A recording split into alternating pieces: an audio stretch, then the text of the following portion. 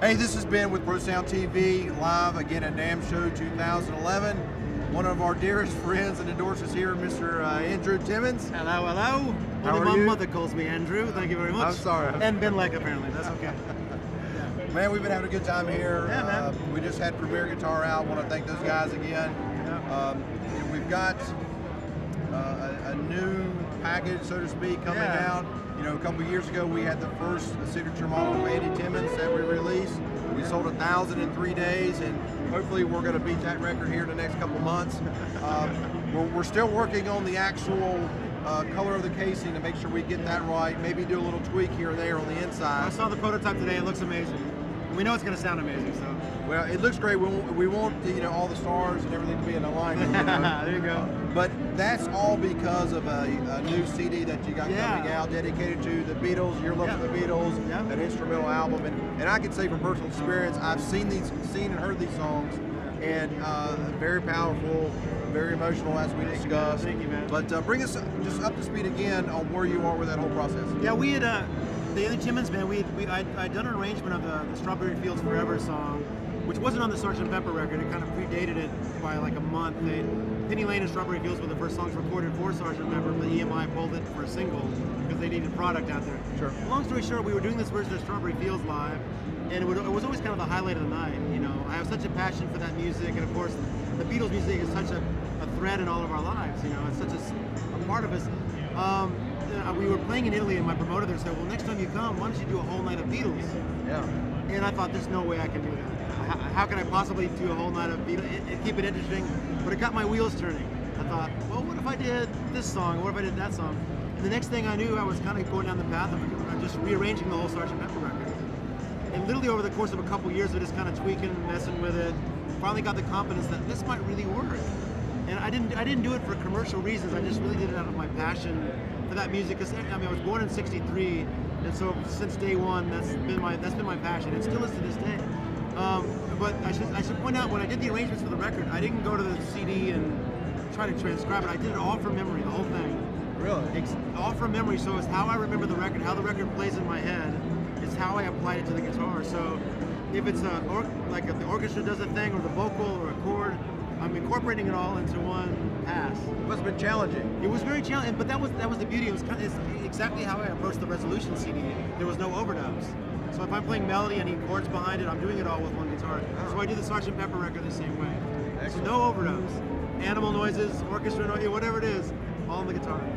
And I've never been more proud of a piece of work. It's really special to me, but again, it was just fun, you know? Well, we're looking for this to potentially be born in March, April? We're looking March, April. We're still sorting out distribution right now, but yeah, man, really soon. Great. Well, you know, obviously the Beatles have had a tremendous impact on everybody's musical lives, if you will, and you know, hopefully one day we hear the buzz about you all the time. You know, maybe in 20 years we'll have a Resolution album come out that somebody has redone. I mean, you never know, right? But hopefully better than mine, you know. No, that it's amazing. Every year, of course, we're standing here at the NAMM show, and literally the whole musical industry from around the world is here in one place at one time. And I've been coming here since 1986, and so there's so many people I just know from here, but also all over the world. So it's a really amazing place to see all my friends. And every year it seems like more people kind of know me and know my music. So and Xotic is part of that. Everything that keep raising the level of awareness. I'm so happy that it keeps going well. Well, your other partner, of course, Ibanez, and our buddy Steve Mueller at Mesa Boogie. Matter of fact, I saw his twin brother that works for the NAMM. You're kidding. So, I'll have to tell you about that later. That's another story. But what's new with Ibanez and Mesa? Well, with Ibanez, they're still producing the AT100 CL, which is a reissue of my original AT100 signature guitar. Okay. And it's exactly my guitar. We could have made a cheaper guitar, so it's a little more expensive. But if I was going to have a signature guitar, I want it to be exactly what I play.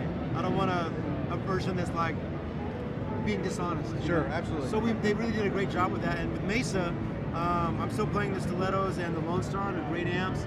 They have a couple new amps I'm really excited about that I had a little bit to do with the R&D. The TA15, it's kind of like an old box. Good. And I have an old AC30, so we kind of use that as a benchmark. But now they've released the TA30, so it has an effects loop, it's got reverb, and it sounds incredible. So maybe seeing that in my rig too coming up. maybe a signature model, you know, is due over at Mesa. Who Well, knows, they don't really do that. They don't need to. But the thing I should point out with Mesa, I don't really have an endorsement with them. Their attitude is like, if you love our amps and you want to play them, we're so happy. But if you want to play something else, that's cool too. So there's no signed contract, but it's mutual. I love what they do, and they've helped my career a lot. Well, we have that same philosophy because, you know, tone is so subjective.